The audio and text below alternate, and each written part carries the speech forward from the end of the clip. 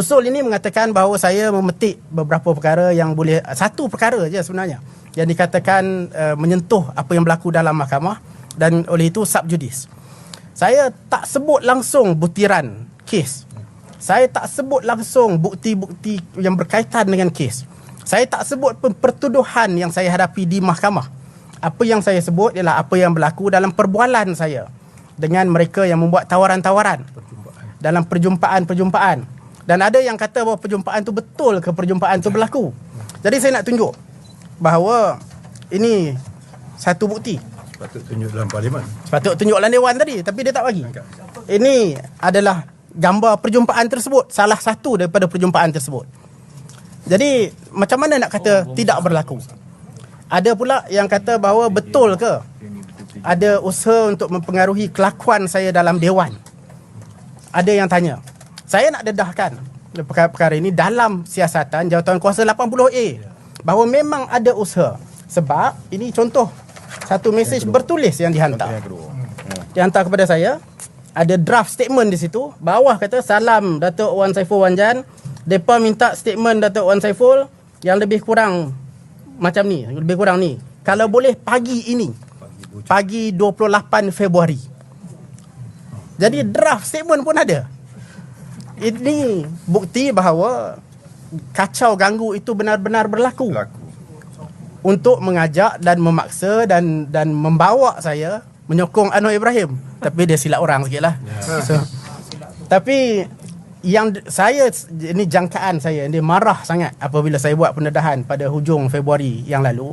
Ialah sebab pada masa itu dia katalah bahawa mereka sedang cuba untuk mendekati beberapa orang lagi ahli-ahli Parlimen Bersatu. Dengan pendedahan yang saya buat, semua tu terpaksa berhenti. Kata mereka. Jadi saya faham dia marah, tapi saya tak sangka dah sampai bulldoze macam ni sekali. Itu yang berlaku. Jadi bukti-bukti ni, plan saya, cadangan saya asalnya setelah berbincang dengan rakan-rakan pimpinan daripada parti adalah untuk bawa dan present dalam satu jawatan kuasa yang dibentuk di bawah 80A. Yang mana 80A ni satu jawatan kuasa khas yang dibentuk oleh Parlimen untuk menyiasat aduan.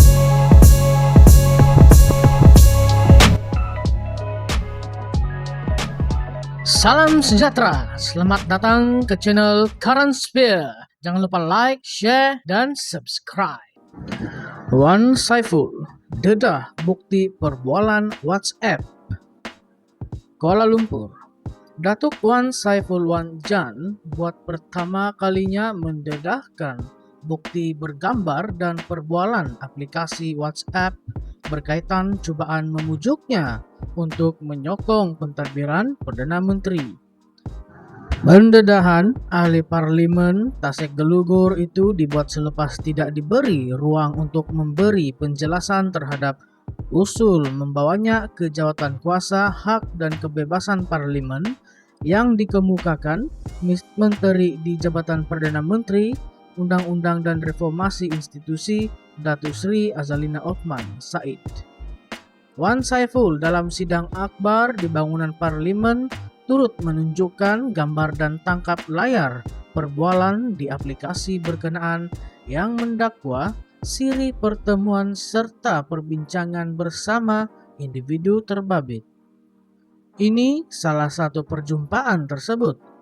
Bagaimana kata ia tidak berlaku? Ada yang tanya, betul ke ada usaha mempengaruhi kelakuan saya dalam dewan? Saya mahu dedahkan. Perkara ini dalam siasatan jawatan kuasa peraturan 80E. Memang ada contoh mesej bertulis yang dihantar kepada saya. Ada draft kenyataan. Ini bukti bahwa kacau ganggu itu benar-benar berlaku untuk mengajak, memaksa, membawa saya menyokong Datuk Seri Anwar Ibrahim, jelasnya. Dalam pada itu, Wan Saiful turut menjelaskan keengganannya membuat laporan terhadap Suruhanjaya Pencegahan Rasuah Malaysia SPRM berhubung pendedahan yang dibuat sebelum ini. Dakwanya, agensi anti rasuah berkenaan sudah tidak berintegriti di bawah kepimpinan Ketua Pesuruhjaya Tan Sri Azam Baki. Saya ada buat aduan dalam Dewan Rakyat yang saya kesal bahan aduan saya digunakan pula sebagai bukti untuk menyiasat saya.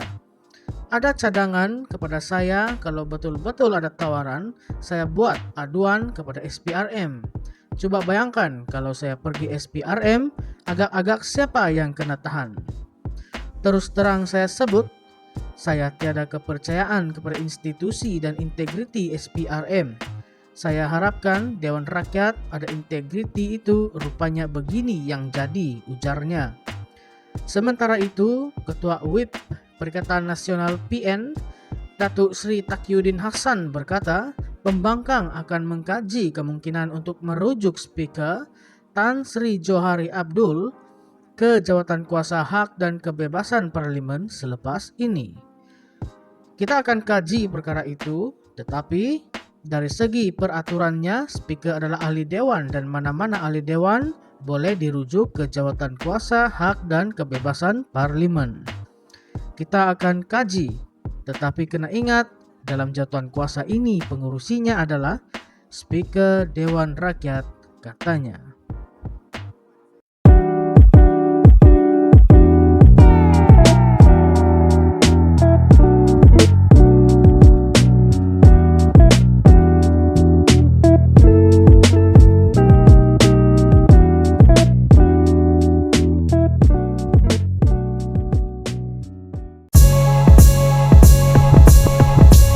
Salam sejahtera, selamat datang ke channel Current Sphere. Jangan lupa like, share, dan subscribe. Wah, akhirnya PAS sudah berkomitmen untuk berjuang bersama-sama PH menerajui negara. Mereka akhirnya telah menyokong PH. Betulkah? PRK Sungai Bakap, seorang pemimpin kanan PAS malam tadi memberi penegasan bahwa parti itu sama sekali tidak merancang untuk menyertai kerajaan perpaduan yang dikuasai PHBN. Oh, tak betul rupanya. Timbalan presidennya, Tuan Ibrahim Tuan Man, berkata tidak ada sebab untuk mereka mendukung kerajaan pemimpinan Anwar Ibrahim seperti yang dilakukan UMNO. Hari ini sedang viral berita kononnya PAS sedang berunding untuk menyertai kerajaan perpaduan. Bodah. Saya nak buat kenyataan penegasan. PAS tidak akan menyertai kerajaan PHBN. Tidak ada sebarang perundingan, tidak ada sebarang perbincangan, sama ada mesyuarat dalaman parti atau bersama dengan PN. Katanya ketika menyampaikan berceramah pada program perdana Sempena PRK Dun Sungai Bakap di Simpang 4 seberang Perai Selatan malam tadi. Ahli Parlimen Kubang Krian itu berkata demikian sebagai mengulas laporan yang memetik kenyataan juru cakap kerajaan merangkap Menteri Komunikasi Fahmi Fadzil berhubung perkara itu semalam. Bagaimanapun, menurut laporan Malaysia kini, Fahmi tidak mengesahkan maupun menafikan kabar angin yang PAS akan menyertai gabungan kerajaan persekutuan. Menjawab soalan pemberita berkenaan kabar angin itu, Fahmi berkata ada banyak perbincangan antara kerajaan dan pembangkang, terutama membabitkan kerajaan negeri. Walau bagaimanapun, dia tidak menjelaskan secara khusus jika kerajaan dan PAS akan membincangkan tentang perkara itu. Soal perbincangan memang banyak berbincang. Kita lihat perbincangan antara Menteri Besar PAS contohnya dengan Perdana Menteri Anwar Ibrahim, serta perbincangan di kalangan ahli parlimen dengan Perdana Menteri, katanya. Tuan Ibrahim berkata PAS akan berpegang janji yang diberikan kepada rakyat sebelum ini, yaitu tidak akan mendukung Anwar dan DAP sehingga pilihan raya umum akan datang. Tiada sebab kami nak dukung macam UMNO. Waktu kempen pada rakyat, war-warkan no DAP, no Anwar. Wallahi, wabilahi, bersumpah. Selepas pilihan raya, apa yang berlaku? Dia jilat, langgar balik sumpah dia. Masa kempen, PH serang UMNO, macam-macam serangan dibuatnya. Rakyat percaya UMNO takkan sokong Anwar dan DAP. Tiba-tiba selepas pilihan raya, dia langgar keputusan parti dia. Sebaliknya, PAS berjanji dengan rakyat, no Anwar, no DAP. Kita akan pegang janji sehingga pilihan raya akan datang, tegasnya.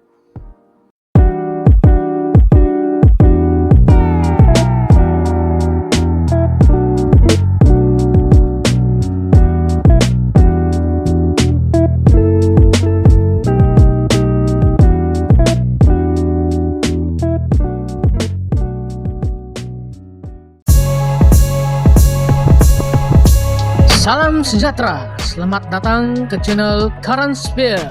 Jangan lupa like, share, dan subscribe. Kau ingat kau polis, kami takut. Himpunan anti Anwar diteruskan. Penganjur tak gentar siasatan polis. Protes rakyat lawan Anwar yang dirancang pada 29 Jun di hadapan kediaman rasmi Perdana Menteri Anwar Ibrahim di Kompleks Sri Perdana akan diteruskan, kata penganjur.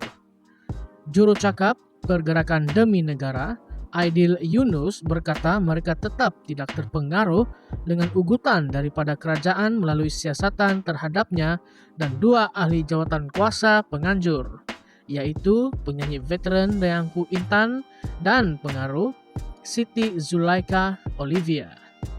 Selaku Perdana Menteri, Anwar cakap kalau dah setahun minyak tak turun, kita turun ke jalan. Kalau Anwar dah cabar, kita turun ke jalan, jadi dah tiba masa.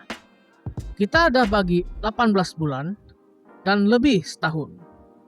Sudah tiba masa kita turun ke jalanan dan perjuangkan hak kita, hak rakyat, kata Aidil yang dikenali sebagai YB Viral di media sosial berkata. Ini selepas Ketua PKR Putrajaya Fitri Aziz memfailkan laporan polis pada Kamis 20 Jun terhadap penganjur selepas pengumuman demonstrasi dibuat. Fitri dilaporkan berkata perhimpunan itu secara tidak langsung mengancam keselamatan negara, melabelkannya sebagai cobaan menghasut orang ramai untuk menggulingkan kerajaan dan mensabotaj rancangan pemulihan ekonomi negara. Sementara itu, Aidil berkata perhimpunan itu mempunyai 8 tuntutan yang mesti ditunaikan oleh pentadbiran Anwar. Antaranya ialah mengurangkan harga diesel, membenarkan pengeluaran kumpulan wang simpanan pekerja KWSP yang disasarkan, memastikan sistem penjagaan kesihatan terjaga, menangani kenaikan kos sara hidup dan memberi peruntukan sama rata kepada semua ahli parlimen. Sebab perhimpunan lebih besar daripada kami, ia bukan tentang kami. Seorang perlu bersuara terhadap kerajaan. Mungkin jika ahli parlimen pembangkang tidak boleh melakukannya, maka serahkan kepada kami. Kami tiada masalah. Kami akan melakukannya. Kami tidak mempunyai sebarang kepentingan politik, kata anggota Pak UMNO itu. Sambil menegaskan perhimpunan itu tidak mempunyai sokongan politik, Aidil mengalu-alukan orang ramai dan ahli parti politik untuk mengambil bagian dalam protes itu. Kami ada aktivis seperti Ketua Penerangan Pejuang, Rafiq Rashid Ali, dan beberapa lagi untuk menyertai kami. Saya telah diberitahu bahwa PKR Melaka dan beberapa rekan lama Anwar juga akan datang. Ada di antara mereka akan berucap di perhimpunan itu untuk mengingatkan dia, Anwar, tentang janji-janji yang dia sudah buat sebelum ini, tambahan Aidil. Nah, apa kata pendengar semua? Adakah kamu akan join perhimpunan ini? Siapa-siapa yang ingin join perhimpunan ini, beritahu di ruangan komen di bawah supaya kita boleh atur dulu tempat perjumpaan sebelum ke perhimpunan. Kita makan roti canai dulu baru bergerak ke perhimpunan ini. Apa kata?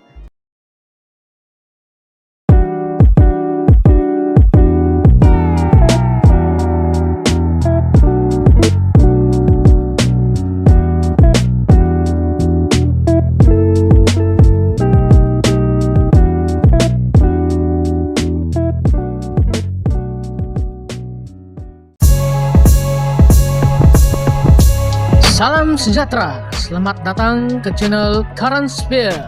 Jangan lupa like, share, dan subscribe. Kata-kata PH kini menghantui mereka sendiri. Kuala Lumpur, kadang-kadang bukan rakyat nak kutuk Pakatan Harapan PH. Sebaliknya, bayang PH yang mengutuk mereka secara kau-kau sekarang, kata pemerhati politik yang menggunakan akun Facebook ulasan Attack China. Ya kerana, katanya, yang kata daya saing jatuh salah Perdana Menteri, itu PH.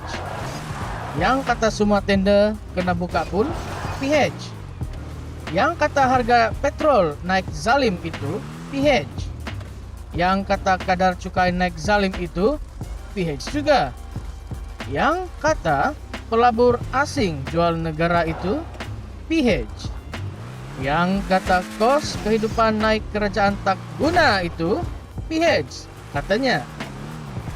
Malah yang kata elektrik naik bebankan rakyat itu, PH. Juga yang kata hutang negara bankrupt negara itu, PH. Yang kata UMNO adalah penyamun, juga PH, katanya. Tambahnya lagi, yang kata MCA mengkhianati Cina, tak iktiraf sijil pemeriksaan bersama Sekolah Menengah Persendirian Cina UEC itu PH. Yang kata MIC tak jaga kuil itu PH, ujar beliau lagi. Oleh itu, menurutnya yang menghantui PH hari ini bukan orang lain, malah PH sendiri. Perihal PH melakukan apa yang mereka lawan hanya membawa satu maksud. BN adalah betul, tulisnya dalam postingan Facebooknya. Nah, apa pandangan rekan-rekan di luar sana? Adakah dakwaan ini atau pandangan ini betul? Atau memang apa-apapun atau sesiapapun yang menerajui kerajaan akan menghadapi masalah yang sama? Walau apapun, kita berharap Malaysia, negara kita, akan menjadi hebat satu hari nanti. Bukan tak hebat sekarang, memang hebat. Cuma orang putih kata trust the process. Sekian. Kejap. Ruangan komen terbuka. Sesiapapun boleh mengutarakan pandangan masing-masing. You are all welcome. Semua boleh singgah. Sekian.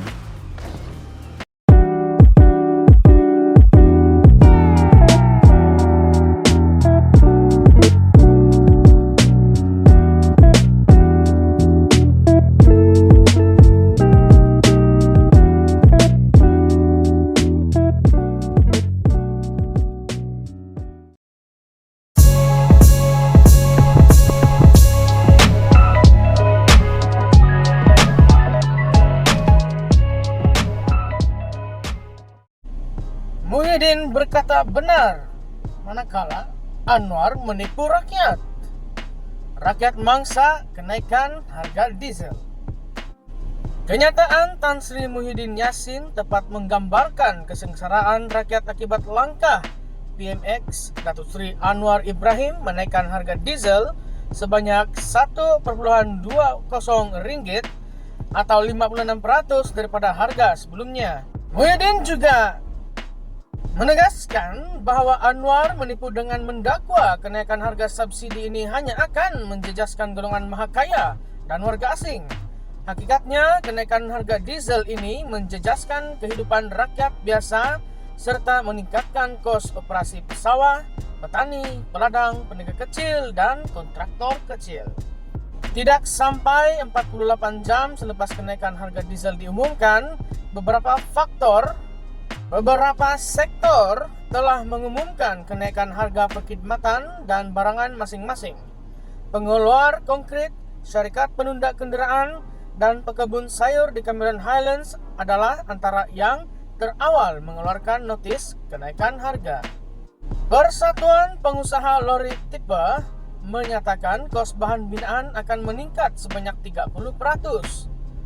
Terdapat keluhan daripada kontraktor kecil mengenai kenaikan harga tanah selori tayar 6 daripada RM180 kepada RM250 yang sudah pasti akan meningkatkan kos pembinaan rumah. Walaupun tiada notis rasmi, terdapat keluhan pesawah bahwa kos mengerjakan sawah meningkat daripada Rp450 serulung kepada Rp738 serulung. Sewa traktor meningkat daripada kos Rp80 ke Rp120 serulung. Kos pengendalian mesin padi meningkat daripada Rp130 ke Rp180 serulung. Sewa backhoe JCB pun naik daripada Rp450 sehari kepada Rp550 ke Rp700 sehari. NGO Kebajikan Malaysian Relief Agency MRA menyatakan kegiatan membantu rakyat turut terjejas akibat kenaikan harga diesel kerana kenderaan 4-wheel drive yang mereka gunakan untuk mengangkut barangan bantuan menggunakan diesel. Malah kerajaan tidak pernah terfikir bahawa lembu korban dan tong gas juga diangkut dengan kenderaan diesel. Dengan kenaikan harga diesel, harga satu bahagian lembu korban meningkat RM100 dan harga satu unit tong gas meningkat daripada RM31 kepada RM35. Tidakkah ini menyentuh kehidupan rakyat biasa, bukan golongan mahakaya dan warga asing? Kenyataan Muhyiddin mewakili suara rakyat biasa, pesawah, petani, peladang, penegak kecil dan kontraktor kecil yang terkesan akibat kenaikan harga diesel. Tidak ada satu perkataan pun dalam kenyataan beliau yang menyebut beliau menyokong penyelundup. Seperti mana yang dijangka Perdana Menteri ke-10, Menteri-Menteri dan Kerajaan Madani amat defensif, berada dalam penafian in denial dan bersikap kami tidak pernah salah apabila berhadapan dengan kritikan rakyat dan pemimpin pembangkang. Dalam mod defensif, mereka dengan pantas melabel dan menuduh pengkritik mereka sebagai menyokong golongan mahakaya, warga asing, ketirisan dan penyelundupan. Dalam mod penafian, mereka tidak dapat menerima hakikat bahawa tindakan mereka telah mengakibatkan kesusahan kepada rakyat, peningkatan harga barang dan peningkatan kos dalam sektor binaan, pertanian, perkhidmatan dan banyak sektor yang lain. Dalam mod kami tidak pernah salah, yang salah akhirnya adalah rakyat. Bagi mereka, tidak mengapa untuk kerajaan menaikkan harga diesel dan kadar SST dalam sektor logistik. Itu tidak salah. Yang salah tetap rakyat. Walaupun mereka terpaksa menaikkan harga barang dan perkhidmatan disebabkan peningkatan kos berikutan kenaikan kadar SST dan harga diesel. Malah nelayan pun dipersalahkan atas kegagalan kerajaan mengawal ketirisan dan penyelundupan diesel. Walaupun cerita menteri mengenai penyelundupan diesel oleh nelayan ini tidak masuk akal, namun yang salah tetap nelayan dan yang salah tetap rakyat. Mereka gagal menerima hakikat bahawa langkah menaikkan harga diesel ini dilakukan secara tergesa-gesa, tanpa proses libat urus dengan pemegang taruh, tanpa mekanisme yang jelas, dan dengan perancangan separuh masak. Selepas mengumumkan kenaikan harga diesel, barulah mereka sedar yang mereka terlepas pandang banyak perkara, termasuk mengenai mesin yang digunakan oleh pesawah, petani dan peladang serta kekerapan penggunaan mesin dan kenderaan diesel dalam sektor ini. Malah mekanisme sistem kawalan diesel bersubsidi SKDS dan penentuan had-card fleet pun belum diperincikan dan dimuktamadkan. Selepas dihujani kritikan demi kritikan dan keadaan menjadi huru-hara, barulah wakil kerajaan terhekeh-hekeh melakukan libat urus.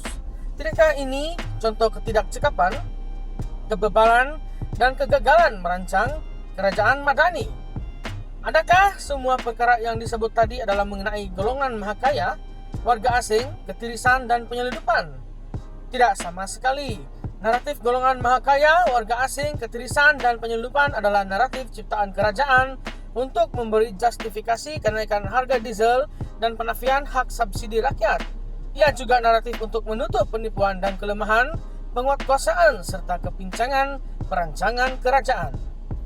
Hakikatnya, Anwar telah gagal menunaikan janji untuk menurunkan harga minyak. Rakyat tidak marah jika Anwar tidak pernah berjanji untuk menurunkan harga minyak 24 jam selepas dia mengangkat sumpah. Rakyat marah karena Anwar pernah berjanji tetapi tidak mengotakkan janji. Hakikatnya Anwar juga menipu apabila mendakwa kenaikan harga diesel ini hanya memberi kesan kepada golongan maha kaya dan warga asing. Sedangkan ramai rakyat biasa terjejas dengan kenaikan harga barangan dan perkhidmatan berikutan perancangan separuh masa Anwar. Adakah Muhyiddin menyokong penyelundupan apabila mengkritik Anwar? Tidak. Muhyiddin hanya menegaskan bahwa pertamanya Anwar adalah penipu, keduanya Muhyiddin mahu menyadarkan Anwar bahwa bukan golongan maha kaya dan warga asing yang terjejas, tetapi rakyat biasa yang menjadi mangsa kepada dasar perancangan separuh masak dan tindakan Anwar menaikkan harga diesel. Penulisan ini telah ditulis oleh Tun Faisal Ismail bin Aziz, Ketua Penerangan Bersatu Wilayah Persekutuan. Jadi pendengar di sana apabila telah mendengar penulisan beliau tadi, apakah pendapat Anda? Adakah Muhyiddin betul dan Anwar itu salah? Atau sebaliknya? Mungkinkah ada sebab lain kenapa tindakan Perdana Menteri ke-10 kita, Anwar melaksanakan dasar-dasar seperti ini? Adakah ia satu langkah yang terburu-buru? Atau ia adalah satu langkah yang betul? Sila utarakan pandangan Anda di ruangan komen di bawah. Terima kasih. Jangan lupa klik subscribe, like, dan share.